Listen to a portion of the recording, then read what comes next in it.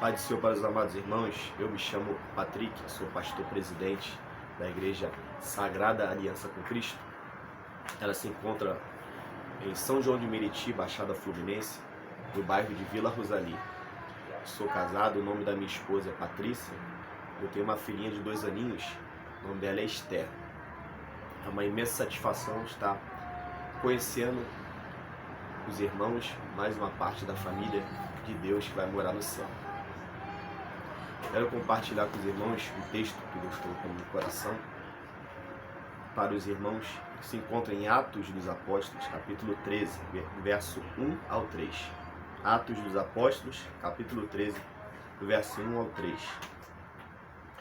Que diz assim: havia na igreja de Antioquia profetas e mestres, Barnabé, Simeão, por sobrenome Níger, Lúcio de Cirene, Manaém, Colácio de Herodes, Tetrarco e Saulo. E servindo eles ao Senhor e jejuando, disse o Espírito Santo: separai-me agora Barnabé e Saulo para a obra a que eu os tenho chamado. Então, jejuando e orando, impondo sobre eles as mãos, os despediram. Essa palavra aqui é maravilhosa e ela ensina muitos princípios e muitas verdades. Eu quero passar para os irmãos. Nós observamos aqui que a igreja está reunida e a própria palavra de Deus, ela nos exorta a que nós viemos nos congregar, nos reunir, porque a própria palavra de Deus, ela diz que nós somos membros do corpo de Cristo e os membros de um corpo devem estar ligados, porque se você pega um membro do seu corpo e corta, um exemplo, eu corto minha mão aqui e jogo ela ali no canto, o que vai acontecer com este membro que eu cortei e joguei no canto? Este membro vai morrer, vai apodrecer. Assim é um membro do corpo de Cristo, espiritualmente falando. Se ele ficar desligado do corpo, ele irá morrer espiritualmente. Então a igreja agora está reunida, ligada. E como podemos também lembrar do Salmo que diz: quão bom e quão suave é que os irmãos vivam em união. É como óleo precioso que desce sobre a cabeça de Arão e vai correndo pela barba e vai descendo no corpo, nas vestes de Arão. Ou seja, o óleo, ele vem de cima, vem de Deus. E ele começa pelo cabeça, que é Cristo. E depois ele vem na barba, que é a liderança, os anciões. E depois o óleo desce no corpo, que é a igreja. Depois se estende para o mundo. Então a igreja deve estar ligada, unida, para que Deus ele conceda a unção que vem do cabeça, Cristo, para a liderança e para o corpo inteiro, que é a igreja. É necessário uma união. Nós podemos também observar sobre a unidade, também no texto que eu gosto muito, que é Hebreus 10, 25, que diz assim: não deixando a nossa congregação, como é costume de alguns, antes ademoestando-nos uns aos outros, e tanto mais quanto vedes que se vai aproximando aquele dia. Então, não deixando a nossa congregação, como é costume de alguns. Então, muitos aí que são apelidados desigrejados, eles já não se congregam, eles não mais se congregam, eles não mais estão ali juntos. A Bíblia fala que o forte suporte o fraco. Então, para que isso venha acontecer, deve haver o quê? Uma interação, uma convivência. A igreja primitiva, ela estava ali comendo junto, ela estava ali orando junto, ela estava ali unida na unidade do Espírito Santo de Deus. Então, primeira verdade maravilhosa que nós vemos, a unidade da igreja. Deus trabalha na unidade da igreja. Então nós vemos aqui no versículo 2, servindo eles ao Senhor. Essa palavra servindo, se nós analisarmos no original grego, que é o Novo Testamento, ele foi escrito na língua original grega. E eu gosto de usar este interlinear grego para português. Então, o Novo Testamento, ele foi escrito em sua maioria no grego, porque somente Mateus foi escrito em hebraico. Mas os demais livros foram escritos em grego. Porque o grego, na época de Cristo, era como o inglês, né? Hoje, era como a língua inglesa hoje. Então, antigamente, eles comercializavam através da língua grega. E o Novo Testamento, ele foi escrito em grego. Somente Mateus foi escrito em hebraico. Então, eu gosto de analisar através desse interlinear, palavra por palavra, na língua original grega, para termos uma compreensão mais profunda. Então essa palavra servindo, no versículo 2, diz que eles estavam servindo. Essa palavra servindo, ela no original grego, ela está ligada ao serviço sacerdotal do Antigo Testamento.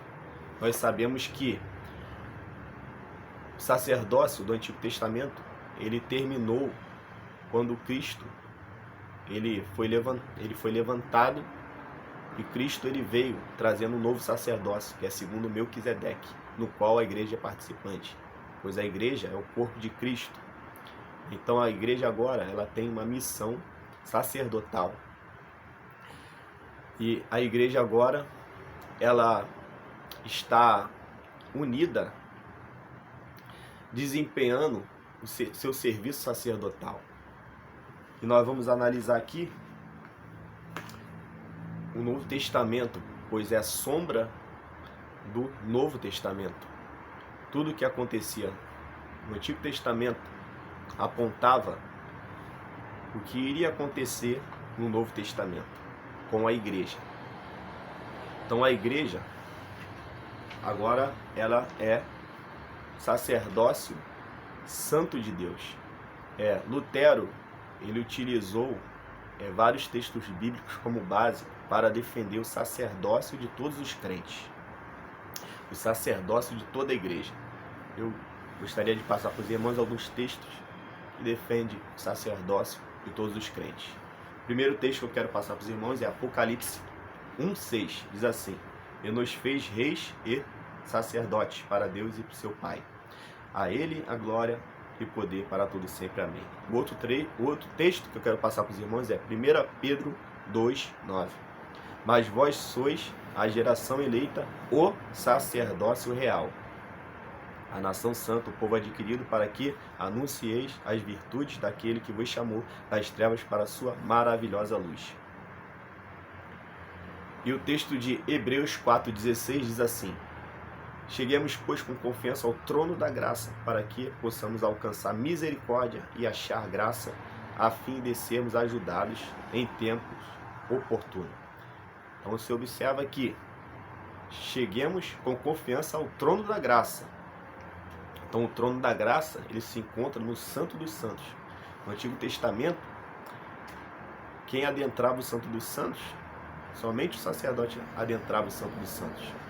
E agora a igreja, pelo sangue de Jesus, ela adentra o Santo dos Santos no trono da graça, como você pode observar, confirmando essas minhas palavras. Hebreus 10, versos 19 e 20, diz assim: "Tendo, pois, irmãos, ousadia para entrar no santuário, pelo sangue de Jesus, pelo novo e vivo caminho que ele nos consagrou pelo véu, isto é, pela sua carne." Então nós podemos observar aqui que Jesus Cristo, ele nos consagrou pelo sangue dele. E ele fez um caminho, um novo e vivo caminho, para que nós possamos entrar no santuário, diante do trono de Deus, onde é o Santo dos Santos. E ali ter uma comunhão com Deus Todo-Poderoso. O sangue de Jesus Cristo, ele agora desvia a ira de Deus estava sobre o pecador e consagra essa pessoa que era um pecador.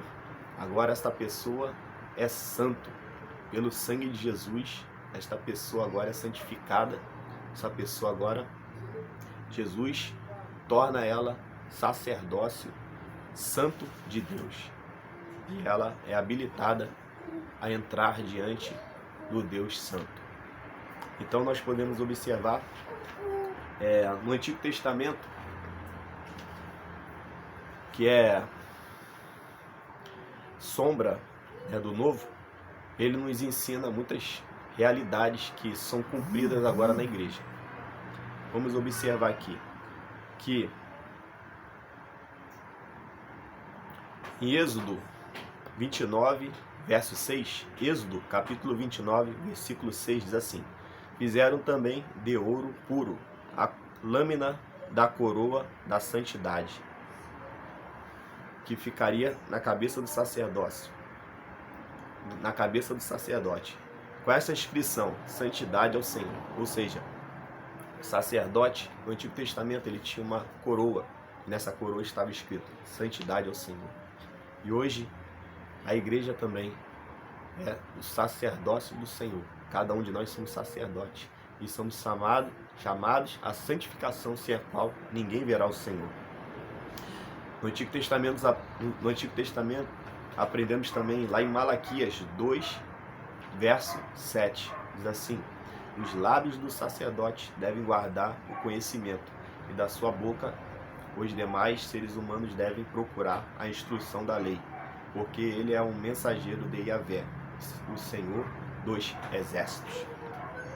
Então aqui Malaquias 2,7 está falando que o sacerdote ele guarda o conhecimento. Da boca do sacerdote, os demais seres humanos eles procuram a instrução da lei. No Antigo Testamento era a lei de Moisés. Agora no Novo Testamento é a lei de Cristo. Cristo agora vem trazer uma lei espiritual. Cristo agora vem trazer a lei do amor, que resume a lei. E nós podemos observar, irmãos, que nós somos chamados, nossa missão sacerdotal, nós somos chamados a ser instruídos no Evangelho. A Bíblia fala assim que o obreiro ele deve ser instruído no Evangelho, saber manejar a palavra da verdade para não ser envergonhado. E nós devemos cumprir nossa missão sacerdotal em pregar a palavra e viver a palavra. E a própria palavra, ela nos ensina e nos ordena a vivermos em oração. E quando estamos praticando a oração, nós estamos vivendo a palavra, que a mesma nos ordena a orar sem cessar. Tanto na nossa devocional, é primordial a devocional do crente, como Jesus Cristo mesmo falou, para que quando vamos falar com o nosso Pai, entrarmos no nosso quarto e ali fecharmos a porta, que no secreto o Senhor nos ouvirá e Ele nos recompensará. Então nós podemos observar que nós, tendo uma vida de oração, nós estamos vivendo a palavra, a ordenança de Deus. Nós tendo uma vida de oração, nós estamos cumprindo nossa missão sacerdotal. É uma palavra também muito interessante, que fala, Apocalipse, como eu já li, 8:4 diz assim: a fumaça do incenso subia com as orações dos santos. Então, nós devemos, falando em palavras, como até o próprio texto diz, queimar incenso diante de Deus, levar as nossas orações até o Deus Todo-Poderoso. O sacerdócio do Antigo Testamento, ele tinha um peitoral com 12 pedras preciosas. Essas pedras, elas significavam as 12 tribos de Israel. Ou seja, quando ele entrava no Santo dos Santos, os sacerdotes, eles levavam ali os seus irmãos diante de Deus, em oração. Então nós também devemos levar nossos irmãos em oração diante do Deus Todo-Poderoso. E nós devemos cumprir esta missão sacerdotal, como a igreja primitiva aqui nesse texto estava ali cumprindo a sua missão sacerdotal, servindo ao Senhor. Essa palavra oração, no original grego,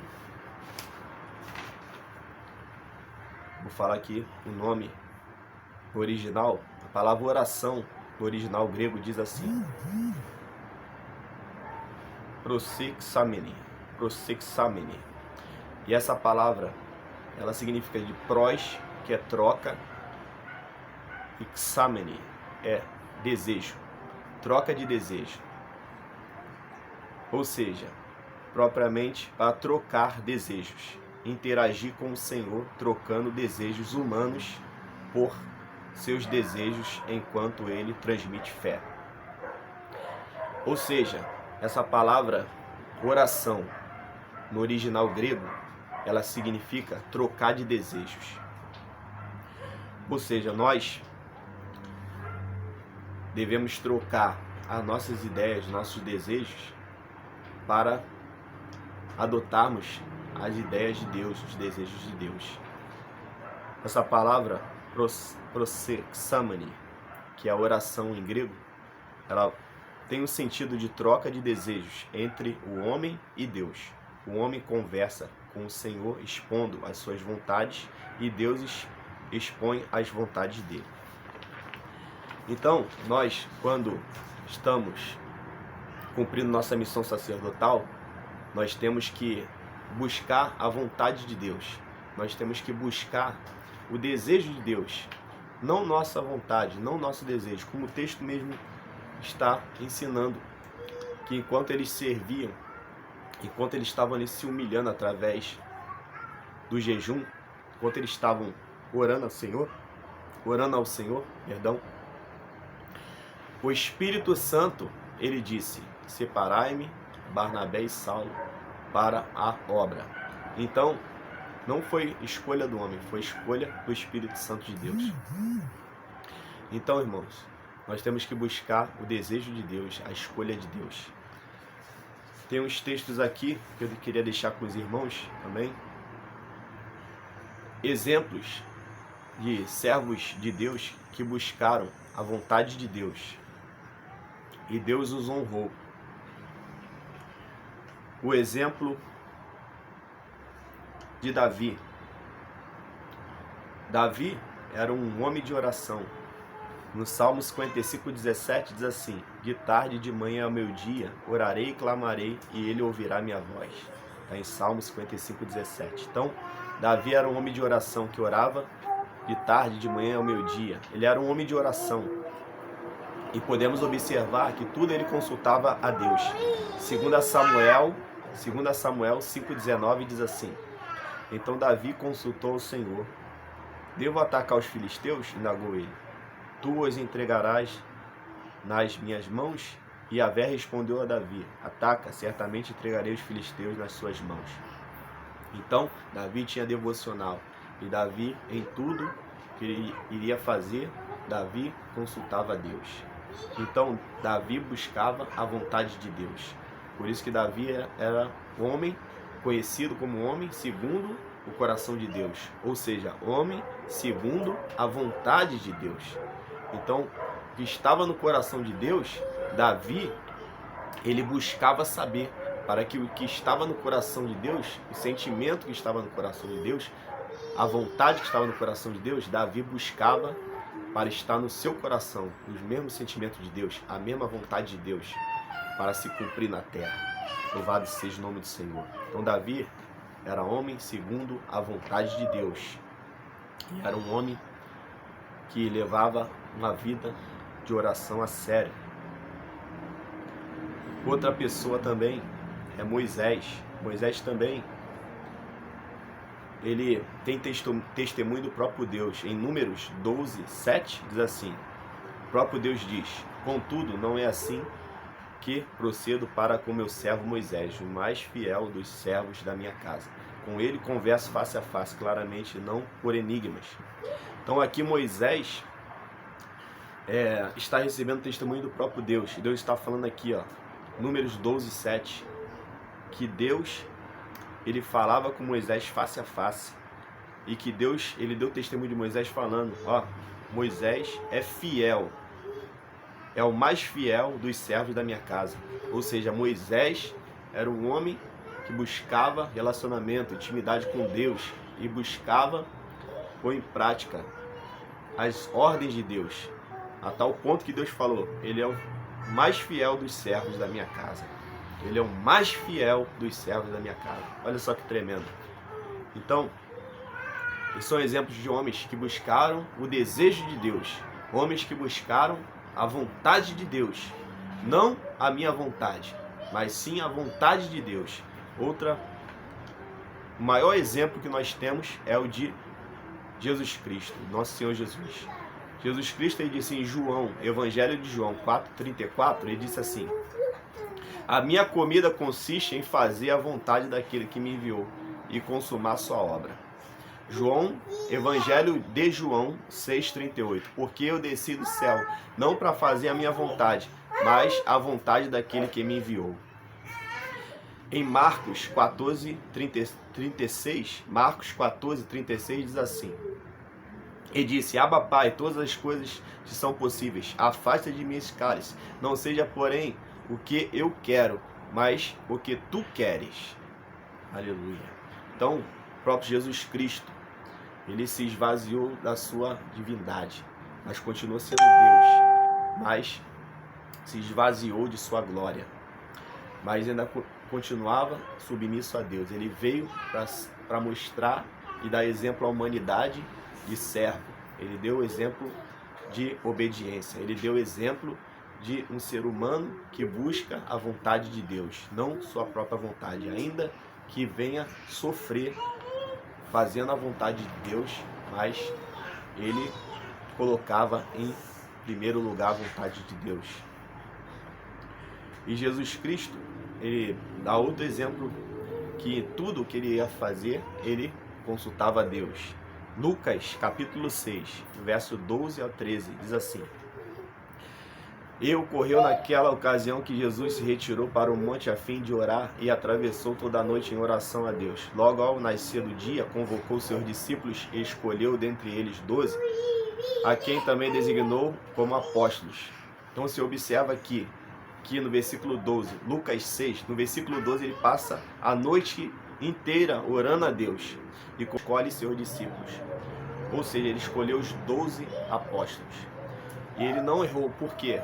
Porque o próprio Deus, ele colocou no coração do Filho quem era para ser escolhido. Então, quando você, quando eu, vamos até Deus antes de tomar alguma decisão, nossas decisões são as decisões de Deus. Porque foi aquilo que Deus te mandou fazer, que tu vai fazer. E essa escolha, ela nunca vai dar errado.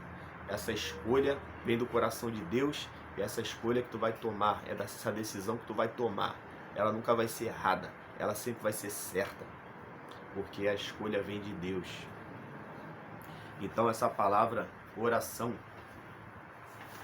ela é troca de desejo. Nós trocamos os nossos desejos pelo desejo do Deus Todo-Poderoso.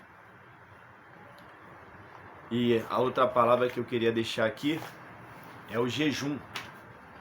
A palavra jejum, ela significa humilhar a si mesmo. E eu queria explicar, né, esse significado através da própria Bíblia, porque a Bíblia explica a própria Bíblia. Lá no Salmo 35:13, Salmo 35:13 diz assim: mas quanto a mim, quando estavam enfermos, a minha veste eram o saco. Humilhava a minha alma com jejum. Novamente, humilhava a minha alma com jejum. Então, para que serve o jejum? Para se auto-humilhar. Para humilhar a nossa própria alma. Então, o jejum serve para isso, para nós nos humilharmos diante de Deus. A palavra de Deus diz assim: aquele que a si mesmo se humilhar será exaltado. A Bíblia diz também: humilhai-vos debaixo da potente mão de Deus, e no seu tempo ele vos exaltará. Então, Deus tem um princípio no mundo espiritual, que o ser humano, depois da queda, ele deve se humilhar para se aproximar do Deus Todo-Poderoso.